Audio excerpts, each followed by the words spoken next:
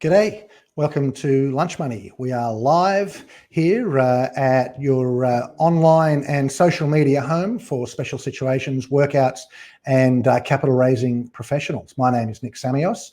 I am the Director and Fund Manager here at Hermes Capital, and I am your Lunch Money host.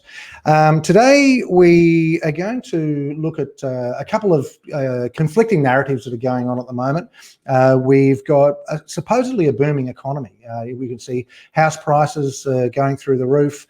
We've got the RBA saying that unemployment is going to come down to 4.5% sometime over the next 12 months, which is really, that is a hot economy. In fact, they're talking about the economy being hot. And if you're as old as I am, you'd remember back in the day when the Reserve Bank talked about a hot economy, or when Paul Keating, for example, talked about the effervescing economy, that usually meant interest rates would go up. But meanwhile, they're holding interest rates at 0.1%. So what is it that they're not telling us is one question that I'd like to know.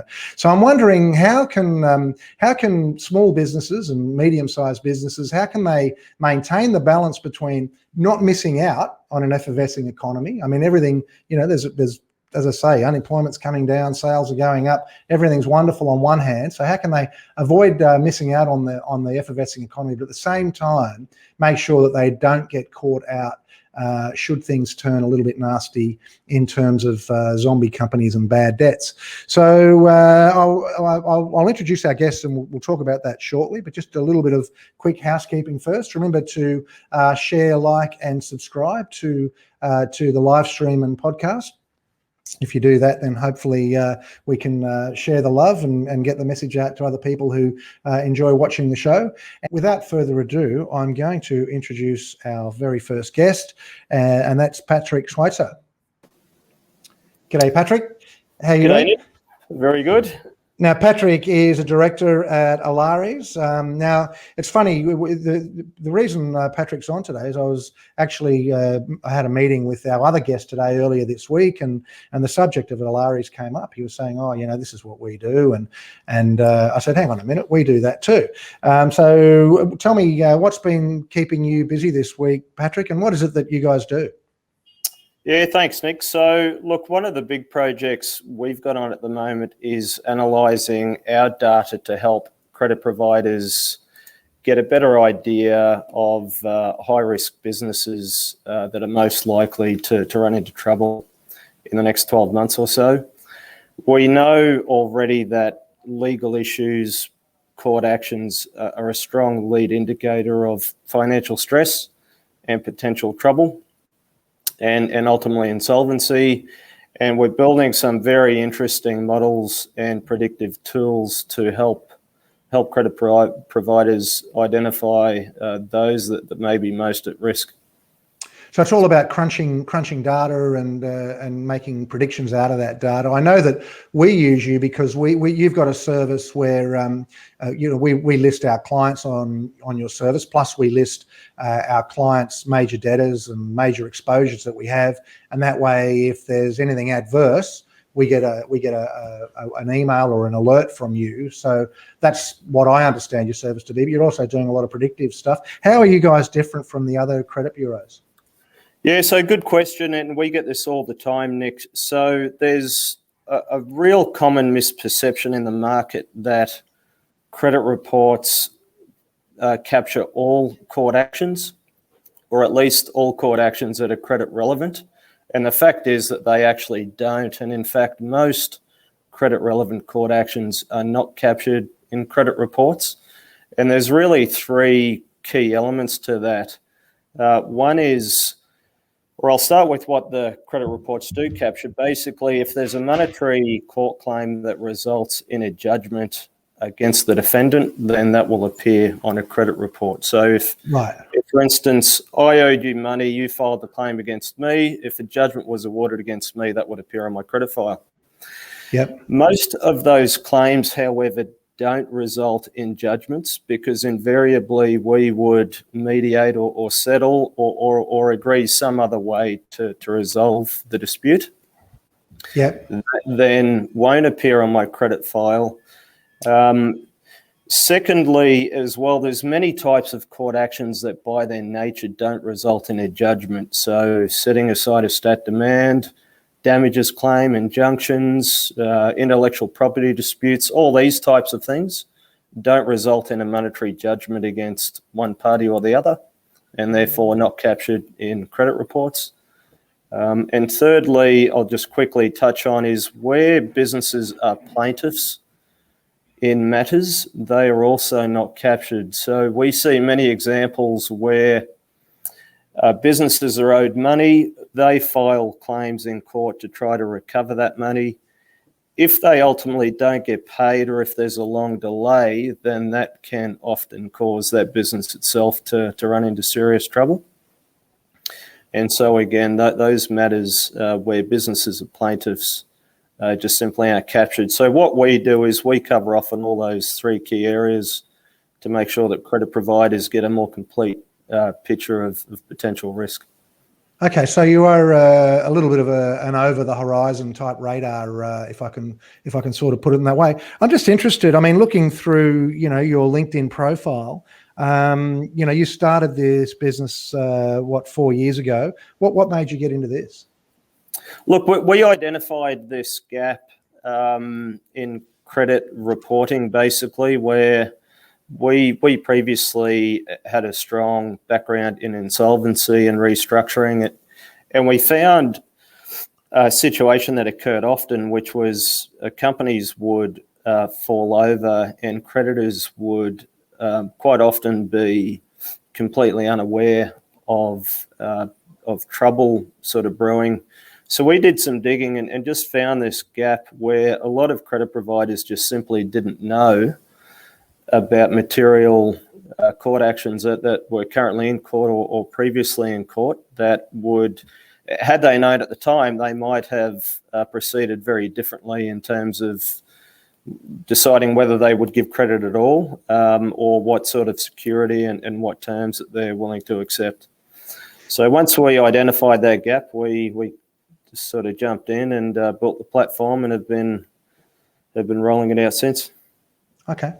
All right. Well, look, that's great, Patrick. So what we're going to do is just pop you back into the waiting room, and then we will introduce our next guest, who is Bruce Pasetti. Good day, Nick. Bruce. How are you? Yeah. Good. Thanks for having me on. No worries. Now, Bruce is a restructuring and insolvency professional and partner at Stratos Legal up in Brisbane, where I was lucky enough to be this week. I did get an email from your government when I got back in Sydney asking me where else I might have been, because I'm, a dirty New South Welshman. But what's been keeping you busy this week, Bruce? Oh, Nick, I'm happy to say that we're seeing a pipeline of work start to happen again. Our practice is built around insolvency, commercial debt, and finance. And those three areas have been quiet the last 12 months, of course. But just in the last month or so, we're starting to have conversations, starting to see some activity of one sort or another. And so we think that there will start to be movement happening in the market. So, lots of coffees, lots of catching up with people. And I must say, I talk to a lot of liquidators, and it's nice to have a conversation with them where they're not down in the dumps. Yeah, it's funny, a mutual friend of ours who we met up with this week was accusing me of just having a platonic relationship with him now. Things have been a little bit quiet. And I have to sort of reassure them that we still love them. But I certainly know the feeling. So tell me, what's the difference between commercial debt and finance? You said you do insolvency, commercial debt, and finance. Oh, look, commercial debt's shorthand for commercial debt recovery, really. Oh, okay, yeah. Whilst we do a lot of debtor finance, we would tend to just put that all into the finance bucket. Yeah. And then the commercial debt recovery is sort of tied up with that. And of course, insolvency always has debts attached to it. Yeah. And are you doing work for debt collection agencies or for the financiers looking to chase trade debts? Both. We've got a number of debt collection agencies that we do work for, and a number of financiers that we do work for, and some independents, of course, that just have fallen into a good habit of using us. And we're going to start to see a bit more activity happening there as the sugar hit from JobKeeper starts to dry up. We think we'll start to see a bit more debt collection activity happening. And you can see that in its numbers. Yeah. So if you were to sort of get up, which I'm not asking you to do, you've got a lovely little whiteboard there behind you, but you've cleaned it, which is excellent. But if we were to ask you to do a pie chart of those three areas, insolvency, commercial debt, and finance, I mean, how would have that pie chart changed from, say, 6 months ago to the way it is now? Sure. Certainly the insolvency, it was probably something like 50% insolvency, 30% finance, 20% commercial debt recovery and others. Certainly seen the insolvency side of it shrink to probably 30%.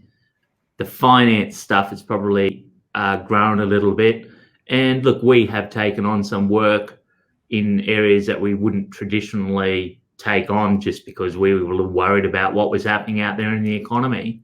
Yeah. But and we'll start to see normal service resume as this year unfolds. And you're doing, obviously, when you're working for insolvency, you're working for the accountants, and when you're doing your commercial debt and your finance, you're working for the finance businesses. But you also do a bit of advisory for businesses as well, right? In terms of helping them navigate. We do.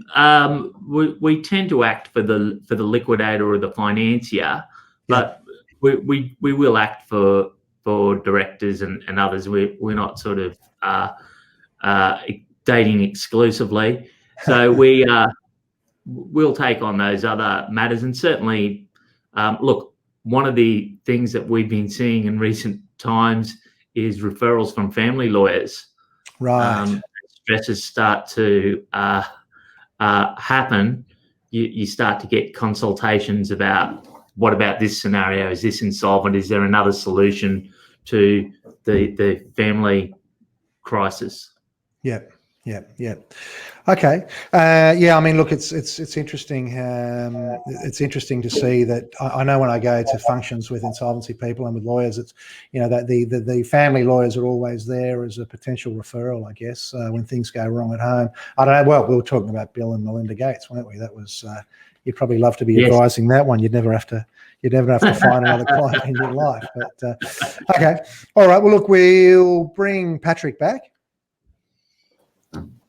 And Patrick, just interesting. I mean, Bruce, he's talking about, he's got his insolvency segment, he's got his debt recovery segment, and he's got his finance segments. I mean, what are the different buckets that your customers fall into?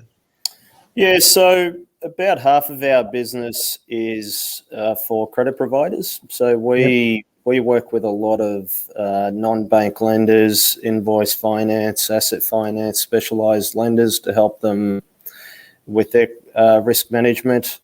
We also work with a lot of trade credit providers, so say building industry, suppliers, transport operators.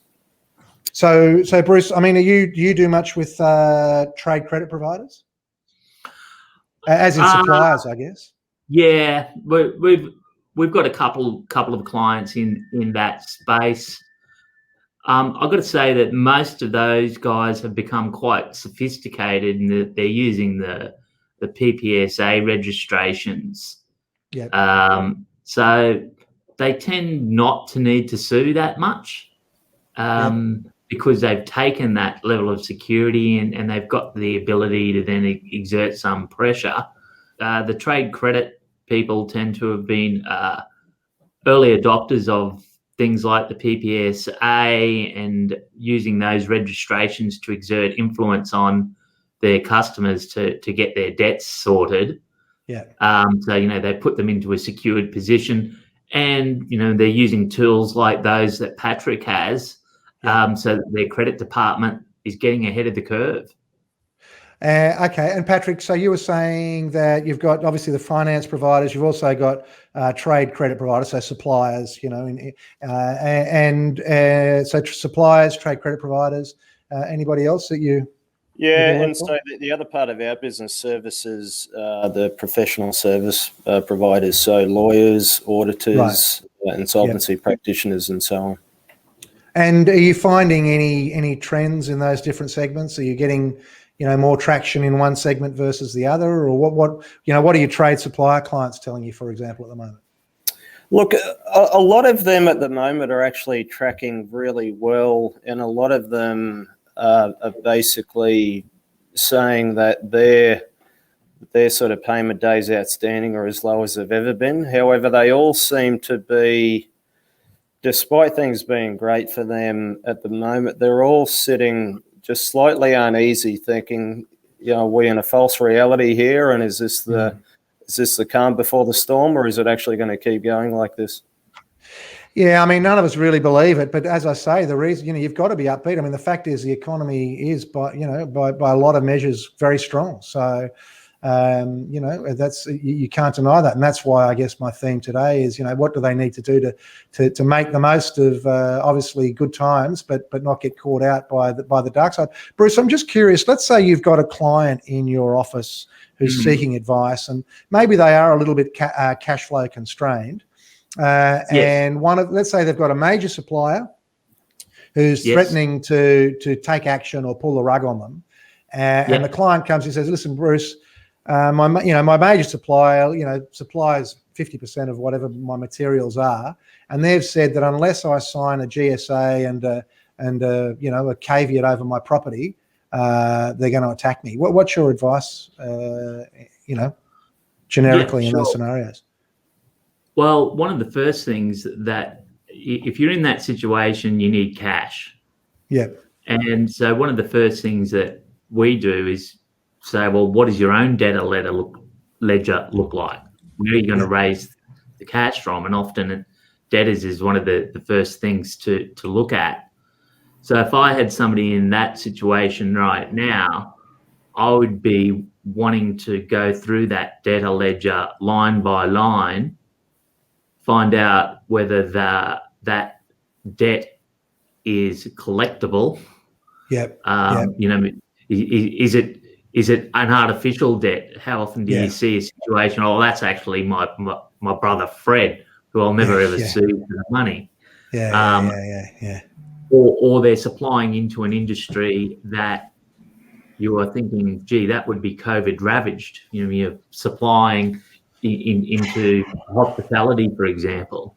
So looking at the quality of debt, and then being prepared to go to that big, if somebody is a big supplier of that significance, to say to them, look, I've got an action plan here. I'm collecting my debtors, and perhaps even going as far as offering up some sort of deed of repayment to say, look, if I don't hit my goals within 30, 60 days, then put the caveat on. But if you do it now, it might cruel me in other ways. I mean, look, you're raising a whole bunch of other issues there. I'm wondering, then of course they're in that situation where they know that there's insolvency and there's preference claims and all that sort of stuff. What I'm wondering I mean, look, just as a general comment is that, once they give up security to one supplier, then it does cruel your ability to raise cash to pay the other suppliers. We see them cross that desk. Listen, Patrick, you published, you do a monthly update, I think, and you had a May update. And I just wondered if we can step through some of the highlights of that with your copyright permission. I think you've extended this for the purpose of this. So just if we can show some of the data that you guys crunch. So there's a bit of a story in 3 graphs here. So we'll show the first graph. So what's going on here? Yeah, so what we're looking at here is the blue bars there are basically the monthly insolvencies so far this year. And the orange bars are the corresponding numbers pre-COVID. So we're not looking at last year. We're looking at basically a 3-year average pre-COVID. Yep. And we're just trying to understand how the current lay of the land compares to how things were pre-COVID. And what you can see is historically, January has always been a quiet month insolvency-wise. And in January and February of this year, we were barely at half of sort of historical rates, but that has definitely started to trickle up now, where in April we're up to 73% of what it used to be. So, yeah, the key takeaway... Is what it used to be, is that last year, or is that a sort of... No, so this is pre-COVID. So it's a 3-year average from 2017 to 2019. Okay, so we'll just quickly throw that slide back up again. So yeah, so that's not just last year; it's an amalgam, and as you say, those numbers are creeping up. I guess what I'd love to see is a breakup of that of those by type, liquidation and administration, and etc. So then you've got the next slide, and what's going on here? Yeah, so this is looking at, and I touched on our analytics at the beginning. This is now looking at how many insolvencies do we have data, court action data that precedes the insolvency. So, and you can see here in many cases, approaching 50%, before companies ultimately fall over, they may be involved in one or more legal battles. And the idea is to understand that trend and that pattern to see if possibly we can foreshadow some of these things, or at least to make our customers more aware of potential risks that might be lurking.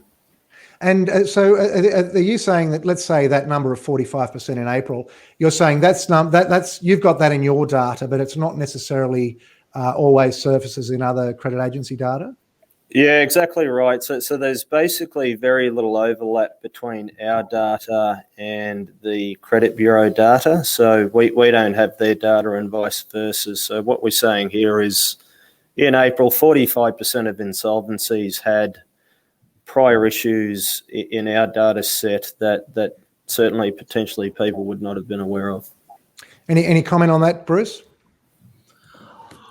Well, look, it matches up with the anecdotal evidence that I am hearing on the streets.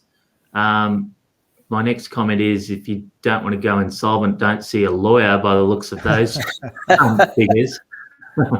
And the third thing is that Patrick's spot on with that ability that he has to collect the data that shows that the insolvent company doesn't just have a judgment against them, but they're trying to sue somebody, which means that they've got a debt outstanding, and all of those things come into play. So yeah, matches up with what you're hearing on the streets for sure. Yeah.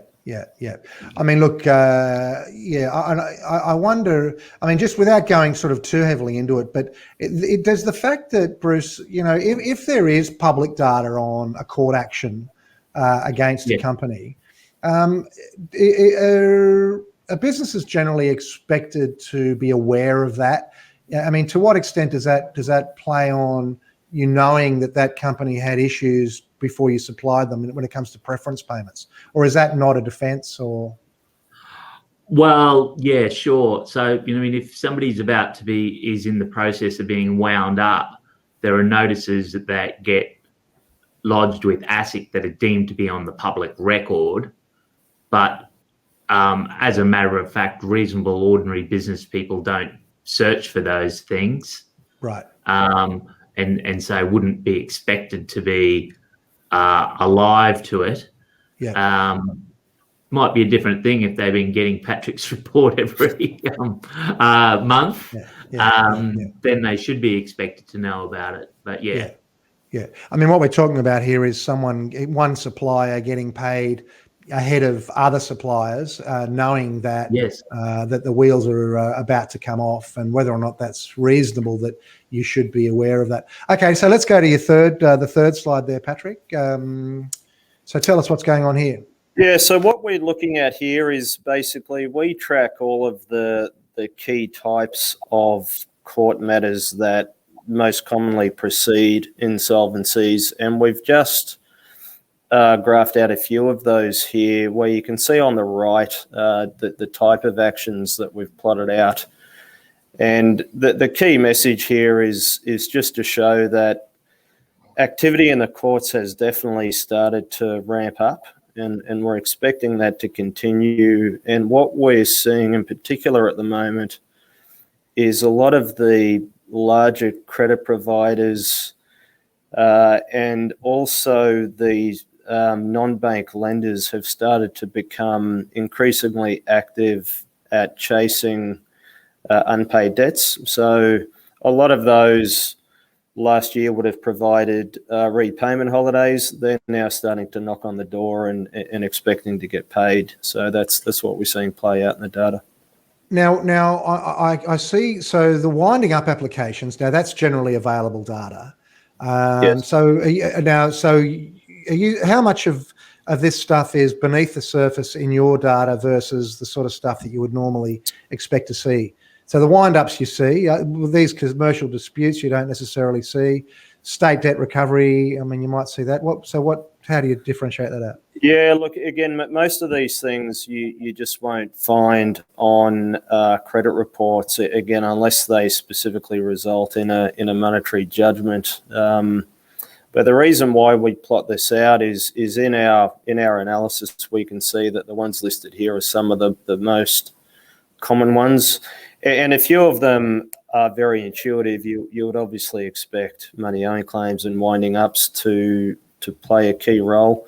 Some of them are a little bit less intuitive. So we find that, for instance, fair work claims are actually quite a strong indicator of potential trouble, which we didn't necessarily expect. But so fair work is in the grey. Yeah, I guess we're not seeing so they are quite tracking up.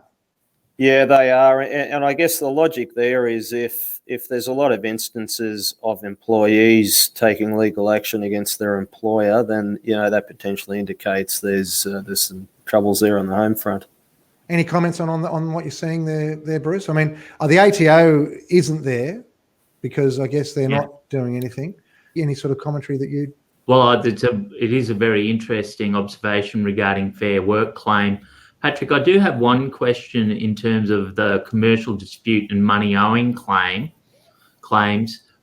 Is there a floor below which you don't bother recording? So, if I'm suing for $1,000, would that be in the data?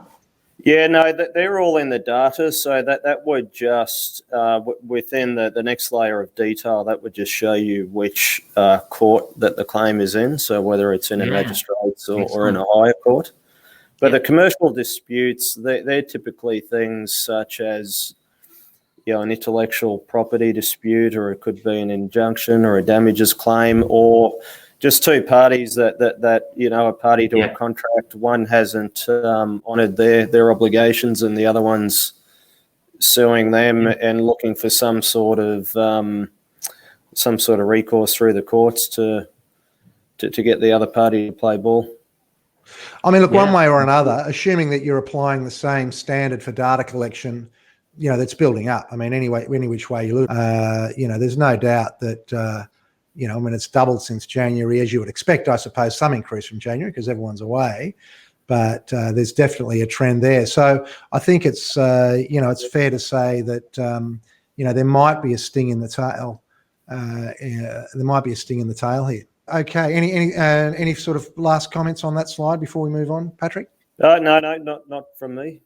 Okay. All right. So look, I've just got a few quick headlines that I was going to just zip through just to show you, if you look at the news this week, we'll just go through them one at a time, just very briefly. Headline number one, it's raining money for banks and budgets. So we know that there's this money all over the place. And then we've got the next one, which is M&A boom hits record level in dash for deals.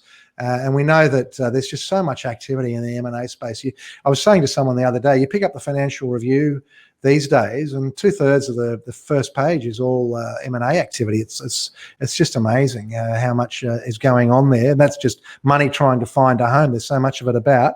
And then we've got the third one, which is RBA nails rates down as economy pumps. I mean, this is interesting, I think, because the RBA is holding the rates down, but those house prices are getting out of control, I would have thought. So, low interest rates, plenty of easy money. I just wonder, in all this activity that you're seeing, Patrick, and I'll ask you as well, Bruce, is much of this collection activity that you said you've seen a ramp up in, is much of that fintechs? Yeah, a lot of it is the non-bank lenders. So your sort of second, third, fourth tier lenders who provided a lot of repayment holidays and concessions last year, who are now obviously trying to shore up their own balance sheet, and they're saying, look, we've given you plenty of time now. We'd like to get paid. Yeah, I'm interested because a lot of the fintechs obviously were having a good jolly old time lending like crazy. And I thought, whilst obviously there's a lot of experienced people that are within those firms, the firms themselves obviously didn't have a lot of experience. And I wonder what it was going to be like when, because obviously the fun part of lending is giving the money out, but sometimes you've got to go and chase it to get it back again. Yeah, and look, it's certainly the case, Nick, that a lot of the fintechs, for a good chunk of last year, stopped lending. Some of them stopped lending altogether. Some of them only kept lending to existing clients and didn't take on any new ones. So there's definitely a lull in terms of new origination last year. Yeah. But we are seeing that pick up again this year. Bruce? Yeah, we're seeing similar things, but you talk about the headlines, Nick, and there's NAB today. Just hold that one a little bit closer. No, that's NAB. So it says NAB. We have a head start on bad debt. So what's that about? Well, that's NAB basically boasting that they didn't give people as much, weren't as lenient with their customers as others, and that they are already moving in on what they see to be troubled industries: retail, aviation, transport. So right. Yeah, and are you seeing that in your practice? Not at this stage. I think that Patrick's numbers bear out that these things are starting to trend in a direction, but we're not seeing a huge increase in that sort of activity. Yeah. Okay. Look, it is interesting. Historically, back in the 90s, when the recession that we had to have and all that sort of stuff, Patrick may not remember that. You might be a bit young too yourself, Bruce, but, the NAB was famous for sort of pulling back before things got ugly. They seemed, there's a couple of times when they sort of seemed to have had a sixth sense and they pull back while the other lenders were lending like crazy. But you're thinking that maybe this time they're first to get their money back, maybe ahead of everybody else. And that's one of the things that we're wondering is who's going to go first. So I'm going to make that my closing question to you. I'll come to you first, Bruce, and then to you, Patrick. Who is going to go first? Is it going to be the ATO? Is it going to be the banks? What do you think? I think the banks will hold off as long as they can. They don't want to be seen to be the bad guys. And at some point, surely the Deputy Commissioner is going to have to get some money in to pay for all of these programs. So okay. I think it'll be the Commissioner. Yeah, okay. So you think it'll be the ATO. Again, I was promised, someone told me that there was going to be 100 wind-ups from the ATO a week starting in May. I haven't seen them yet. It's funny, you go around town and you talk to all these experts and, someone says, oh, I've been talking to the ATO and they said 100 a week. And then you talk to someone else and they said, well, I was talking to the ATO and they said not this calendar year. So what about yourself, Patrick? Who's going to go first, do you think? Yeah, look, good question, Nick. I think the optics around the ATO winding up 100 businesses a week would just be, really poor and prohibitive. What I think they'll do is they'll target sort of the bad actors who owe a lot and who aren't really coming to the table in terms of wanting to negotiate payment plans and so on. I think they'll start there and then they'll slowly start to work their way through. So I don't think they're going to be particularly heavy-handed, sort of too hard, too early. but they'll ease into it. And I suspect the big banks will probably do much of the same, where they'll, as Bruce said, I think they'll carry their customers along as long as they can, albeit they'll start to certainly tighten over time. Okay. All right, guys. Well, look, I think we will call it a wrap there. I'm going to thank you very much for coming on Lunch Money, Bruce Pasetti, from Stratos Legal, and Patrick Schweizer from Alares Systems. Well, thank you very much for joining me, guys. Yeah, terrific, Nick. Thanks for having us. Okay, cheers. Bye-bye. See ya.